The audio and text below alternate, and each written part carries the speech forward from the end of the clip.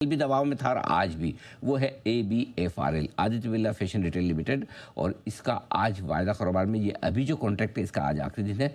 कल से फिर वायदा कारोबार में ट्रेडिंग शुरू होगी, लेकिन अलग तरीके से डीमर्जर के बाद।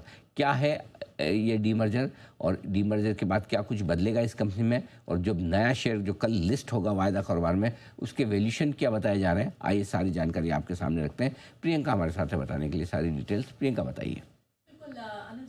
आदित्य बिरला फैशन अपने वेस्टर्न पोर्टफोलियो को, जिसको लाइफस्टाइल ब्रांड कह रहा है, उसे अलग एंटिटी करके बनाएगा ABLBL।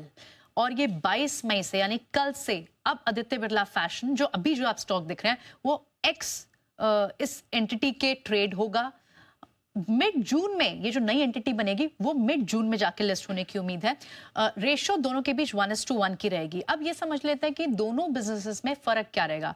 प्रॉफिटेबिलिटी के लिहाज से बहुत बड़ा फर्क है। रेवेन्यू स्ट्रीम अगर FY26 की एस्टिमेशन जो एक जेफरीज की रिपोर्ट के बेसिस पे हमने लिया डेटा, उसमें रेवेन्यू ऑलमोस्ट सेम रह सकता है, लेकिन प्रॉफिटेबिलिटी बहुत फर्क होगी। पहले ये समझते हैं कि ABLBL जो नई एंटिटी बनने वाली है उसके पास क्या क्या बिजनेस रहे हैं। 4 बड़े profitable menswear focus lifestyle brand जाएंगे इसमें।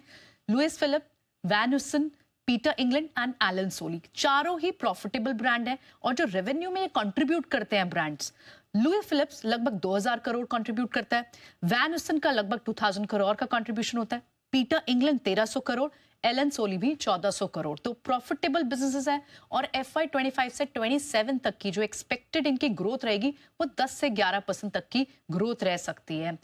अब एक बड़ा जो इन सब बिजनेसेस को अलग करने के बाद, क्योंकि यहां तो प्रॉफिटेबल बिजनेस बाहर चले गए हैं, कंपनी के पास बुक्स पे लगभग 600 करोड़ से ज्यादा का एबिटा का यहां पर प्रॉफिट आने की एक्सपेक्टेशन है।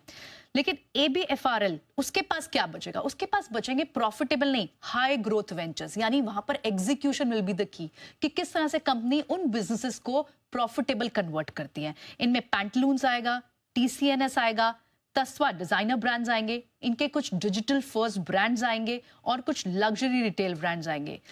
FY27 तक एक्सपेक्टेड है कि इन एंटिटीज का ब्रेक इवन आ पाएगा। और कंपनी के बुक्स पे इस डीमर्जर के बाद लगभग 300 करोड़ का एबिटा लॉस रह जाएगा। तो आदित्य बिरला फैशन रिटेल, इसके लिए profitability will be the Q, execution will be the key.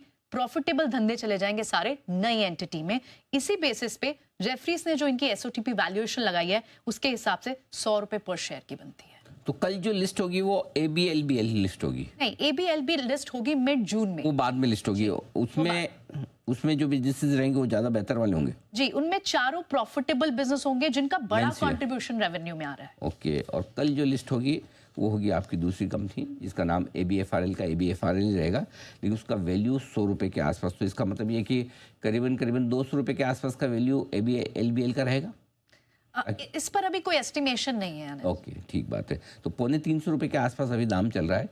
288.90 था 2 दिन पहले। तो शायद अगर दोनों को मिला के देखें तो ब्रॉडली 300 रुपये के आसपास का वैल्यूएशन मान के चल रहा है। अब डीमर्जर के बाद देखते हैं किस तरह का होता है। लेकिन कल आपके लिए ABFRL ये चारों बड़े बिजनेस बाहर निकलने के बाद लिस्ट होता हुआ दिखेगा।